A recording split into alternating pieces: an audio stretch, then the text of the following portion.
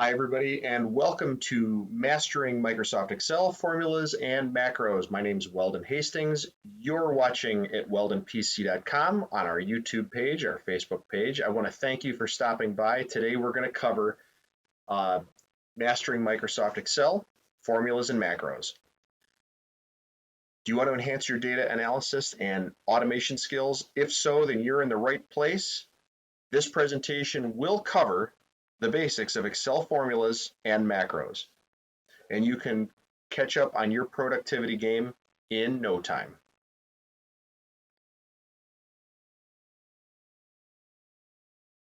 Excel formulas are essentials for performing calculations in Excel.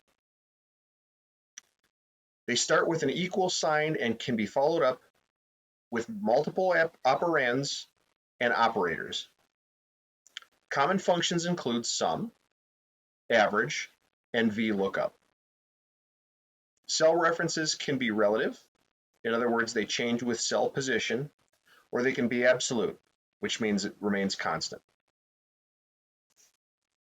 Once you have the basics down, you can combine functions and operations for more advanced calculations. This will save you time and increase your efficiency while using Microsoft Excel. Here's a video that gets into the basics of formulas in Microsoft Excel. Remember using formulas to calculate math problems in school, like 2 plus 2 equals 4, or 2 pizzas times $10 equals $20? You can use these same formulas to work with numerical data in your spreadsheets, just like you would use a calculator. Excel uses standard operators for math equations, like a plus sign for addition, a minus sign for subtraction, an asterisk for multiplication, a forward slash for division, and a caret for exponents. You're probably used to seeing equations like 5 plus 5 equals, but in Excel, the equal sign comes first. That's because the cell itself contains, or is equal to, the formula and its value. Let's start off with a simple addition formula. We're going to calculate the total budget for June and July. However, instead of entering these numbers, in other words, 1,200 plus 1,500, we're going to use cell references. Here's how it works. First, select the cell where you want the total to appear. Then type an equal sign, which is how you always start a formula. Next, type the addresses of the cells you want to add. In this example, D10 plus D11. Notice how the cells you've entered are actually highlighted in your worksheet, so you can easily confirm the contents of your formula. When you're ready, press Enter on your keyboard, and Excel will display the answer. Now, you may be wondering why we used cell references instead of numbers. It's because they give you the ability to change your original values without having to retype your formula. Excel automatically recalculates the answer, so it's always up to date. For that reason, you should try to use cell references whenever you can. To edit your formula, all you have to do is double-click the cell. If you make a mistake or change your mind, you can press Escape on your keyboard, and it'll go back to the way it was. Let's try another example, this time with multiplication. I want to calculate the total price for plastic silverware, so I'll need to multiply B4 by C4. Once again, start by typing an equal sign. But instead of entering the addresses manually, we're going to use something called the point and click method. Just click the cell you want, and the address instantly appears in your formula. Most people find this much easier than typing out the cell addresses by hand. When you're done, press Enter, and the answer appears. Finally, I want to show you a quick way to add a formula to several cells at once, specifically these 3 cells. Instead of retyping the formula above, we're just going to select the first cell, then locate the fill handle in the bottom right corner. Click and drag the handle down, and when you let go, the formula appears automatically in all 3 cells. Now we can see the total cost for each item. This is a great shortcut for duplicating formulas if you plan to use the same one more than once. Formulas really are one of the most powerful and convenient features in Excel. Now that you know how to use them, they can help you calculate all kinds of useful data.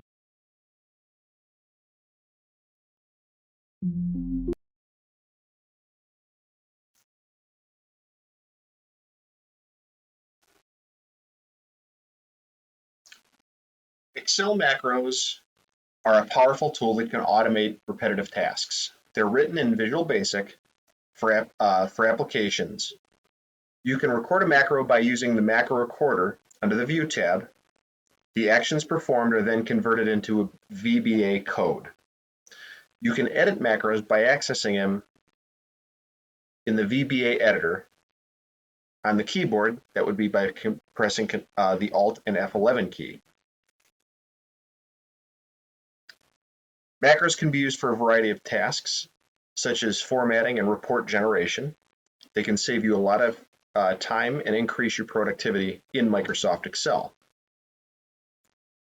When using macros, it's important to be cautious from using macros that are from an unknown source.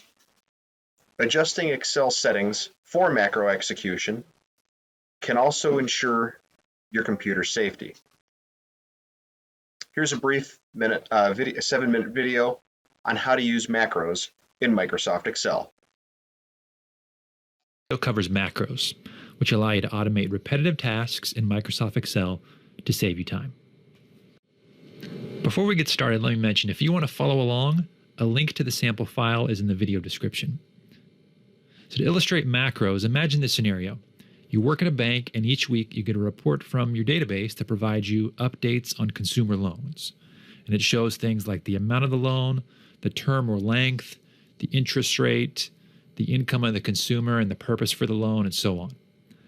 Now, the problem is when you get the file from the database each week, you've got to make lots of changes to it to get it ready for reporting. And those are things we want to automate using a macro. So before we can create a macro, though, we've got to add the Developer tab to the ribbon in Microsoft Excel. The way to do that is to go to the File menu, and then at the bottom, click on Options. You should see a window that appears, and you want to click Customize Ribbon, and on the right-hand side, you'll be able to check Developer. That adds a tab to the ribbon in Microsoft Excel. The next thing we want to do is record a macro. That's going to get everything started. So let's give our macro a name. We'll call it Loans Report. And then we'll give it a description. So if we pull this file back up later, we remember what this macro does.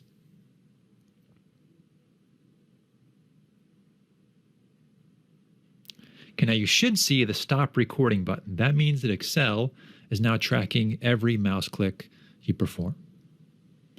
The first thing I want to do is change the font. I don't like it the way it is, so we're going to go ahead and change it to Calibri.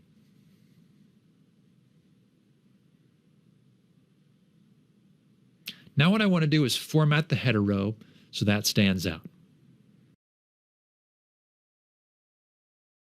So I'm going to make the text bold, and then I'll give it a blue background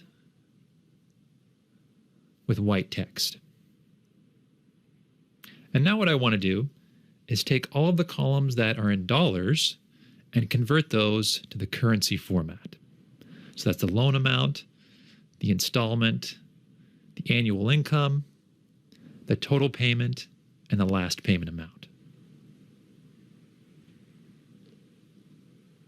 Now what I'm also going to do is delete the home ownership column.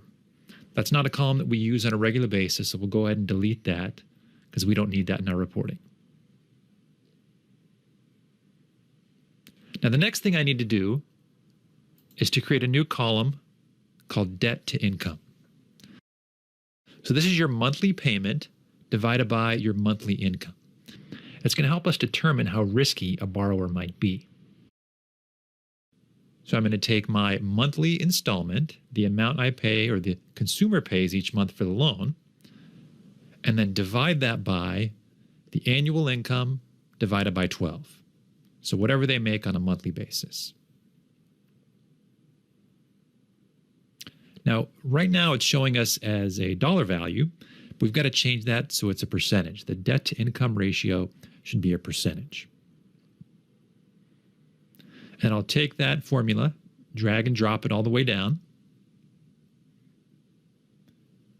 And then I want to sort my data from the highest debt to income ratio to the lowest.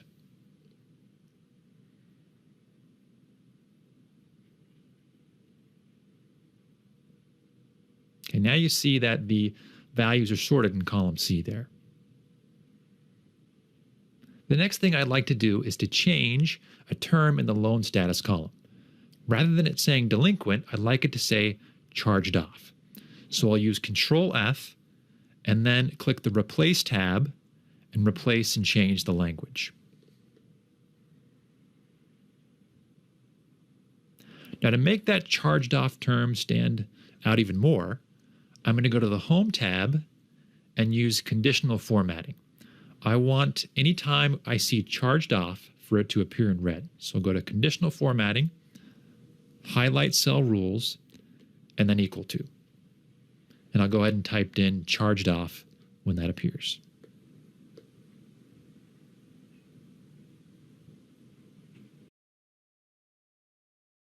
Now the final thing I want to do is take my columns and auto-fit them so they're the proper width.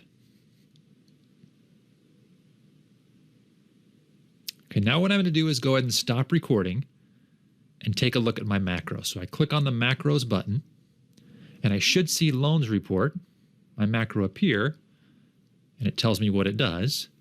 I'm going to click edit, and the code appears. So this code captures every one of your mouse clicks. And just by looking at it, you might be able to tell what some of it does.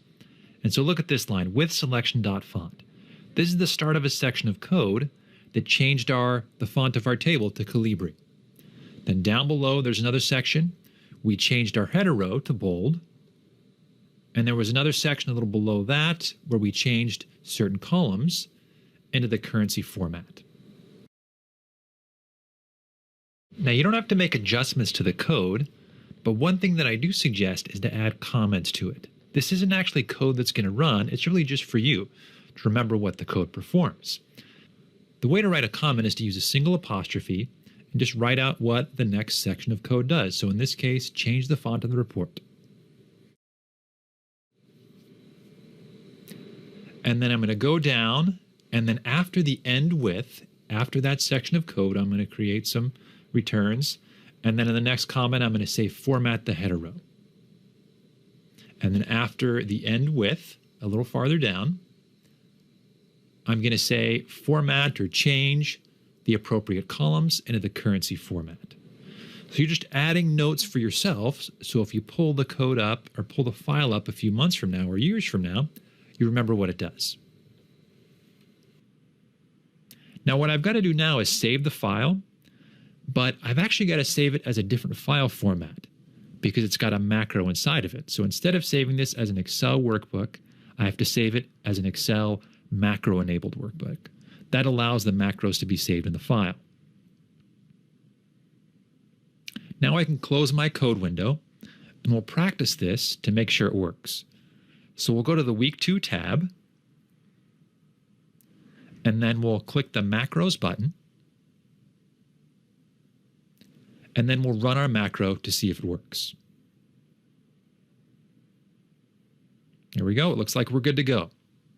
Hopefully this helped to demonstrate how powerful macros can be. Even in this example, we only automated a few tasks, but imagine if you have 50, 100, or 200 tasks to automate. It can make your life a lot easier.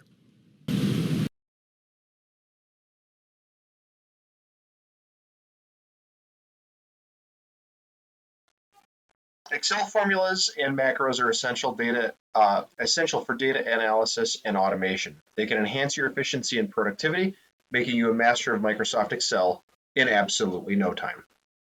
From everybody at Weldon PC, if we can ever be of service, please feel free to call us at 888-7-WELDON. We're open noon until 8 p.m. Monday through Friday, closed on the weekends, and our locations are listed at weldonpc.com.